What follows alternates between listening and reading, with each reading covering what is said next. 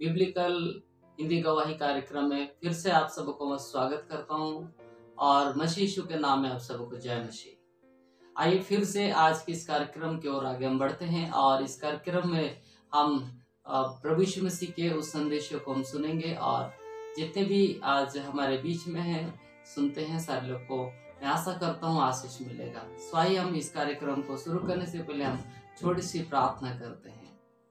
हे स्वर्गीय पिता परमेश्वर प्रभु पिता, आज की इस कार्यक्रम में आपको हम स्वागत करते हैं।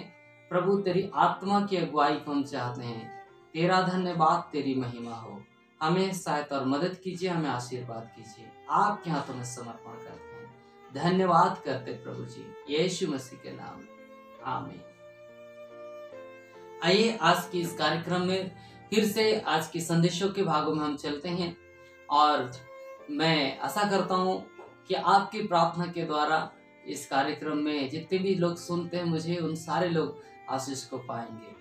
आइए हम आज की इस संदेश की उस वचनों में चलेंगे। आमोस नबी की किताब 8 अध्याय के 11-12 पद में ऐसा वचन में कहता है, परमेश्वर की यह वाणी है, देखो ऐसे दिन आते हैं जब मैं ऐसे देश में महंगी करूंगा, उस दिन अन्न की भूख नहीं होगी, पानी की प्यास नहीं होगी, परंतु उस दिन वचन ही का भूख और प्यास होगी। ऐसा तो इस वचन के द्वारा मेरे प्रियो आज हम जानना चाहेंगे, आज इस वचन की तरह हम सीखना चाहेंगे। मेरे प्रियो, ऐसा क्लेश और कठिन और समस्या के दिन जब आने वाले हैं, उस दिन से पहले आज हम अपने आप को हम सावधान करें। उस दिन से पहले हम प्रभु यीशु मसीह में अपने जीवन को समर्पण करें, क्योंकि उस दिन इतनी महंगी होगी, उस दिन इतनी कठिनाई होगी, उस दिन अन्न यानी कि खाने पीने की भूख प्यास नहीं होगी। उस दिन परमेश्वर की वचन ही का भूख और प्यास होगा। और नीचे परमेश्वर के वचन में लिखा है, उस दिन समुद्र से समुद्र तक, इस देश के छोर से उस देश की छोर तक प्रभु यीशु मसीह की वचन का ही भूख और प्यास होगा। हाँ मेरे प्रियो, उस दिन लोग परमेश्वर के वचनों को खोजने के लिए, ढूंढने के लिए इस देश से उस देश, इस जगह से उस जगह तक, समुद्र से समुद्र तक मारे मारे प्रभु के वचनों को खोजेंगे। लेकिन उस समय प्रभु की वचन नहीं मिलेगा, क्योंकि उस दिन खाने पीने की अकाल नहीं होगी। उस दिन प्रभु यीशु मसीह की वचन की अकाल होगी। मेरे प्रियो, प्रभु यीशु मसीह का वचन कहता है, वचन जीवन है। यूहन्ना 1:1 में लिखा है, वचन परमेश्वर है, वचन जीवन है, वचन सत्य है प्रियो। और उस दिन वचन ही ना मिले तो मेरे प्रियो, आपके पास जितने भी सब कुछ हो तो भी वचन के बिना, यानी वचन यीशु मसीह है, यीशु मसीह के बिना जीवन जीना बहुत कठिन हो जाएगी।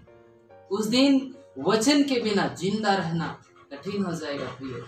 इसीलिए आज वचन आपके पास है, बाइबल आपके पास है, वचन सुनाने वाले आपके पास हैं, तो वचन को सुने, वचन को ग्रहण करें, वचन को विश्वास करें और उस वचन के द्वारा यीशु मसीह को अपने उद्धारकर्ता के रूप में स्वीकार करें। ऐसा मैं आप सबको कहना चाहता हूँ और इस वचन के अनुसार अपने जिंदगी में आप हर दिन काम करें, हर दिन चले और उस वचन आप लोग के जीवन में बहुत से आप सबको आशीष देगा और आपको बढ़ाएगा।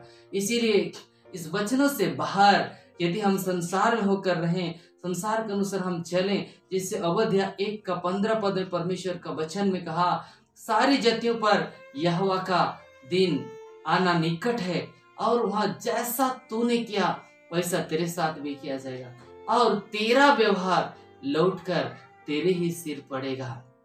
मेरे प्रियो, वचन से जब बाहर हो चलेंगे और वचन के बाहर होकर हम जिएंगे तो मैं आपको ज़ाहिर सी बात है हम कहना चाहूँगा, वचन से बाहर चलने वाले का काम पाप है, बुराई है, अभिलाषाएं हैं। तो प्रियो, उस अभिलाषा के कारण ना जाने आज संसार में क्या क्या लोग कर रहे हैं, वो उसमें से यदि आप और मैं भी कर रहे हैं तो उन सारे व्यवहार आपके सर पर आ लौट कर आएगा। उन सारे काम प्रकट होकर परमेश्वर आप ही के सिर पर डालेगा और आपका न्याय होगा। इसीलिए मैं आपको कहना चाहता हूँ कि इस संसार में जब तक हम जीवित हैं, यीशु मसीह के वचनों को खोजें। यीशु मसीह के वचन को खोजने का मतलब यीशु मसीह को खोजें, और उस यीशु मसीह के वचन के अनुसार, जैसा कहा, यीशु मसीह प्रेमी है, यीशु मसीह दयालु है, और यीशु मसीह बड़ा पापों से निष्पाप था। वो आज आपको और मुझे भी उस वचन में होके निष्पाप होके जीवन बिताने की जरूरत है। और यीशु मसीह का वचन को इसलिए खोजें कि हमें उस आने वाले दिन, वचन की अकाल होगी उस दिन, हमें परमेश्वर हमें बचाए। और ऐसा ना हो कि हमारा व्यवहार गलत हो, ऐसा ना हो कि हमारी जिंदगी पाप में हो, जिसके कारण उस व्यवहार हमारे सिर पर लौट कर आए और हमारा जिंदगी दुख और कष्टों में ना चले जाए। इसीलिए आप इस वचनों के अनुसार प्रभु के वचनों को चलें और उसको ढूंढें। आज आपके पास बहुत बड़े समय है, बहुत बड़ा मौका है, इसे अपना गवाएं। प्रभु इस संदेश के द्वारा आप सबको बहुत आशीष करे। आमीन।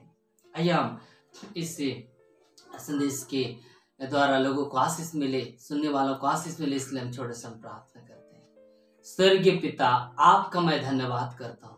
सच में पिता परमेश्वर, उस दिन वचन का भूख और प्यास होगी।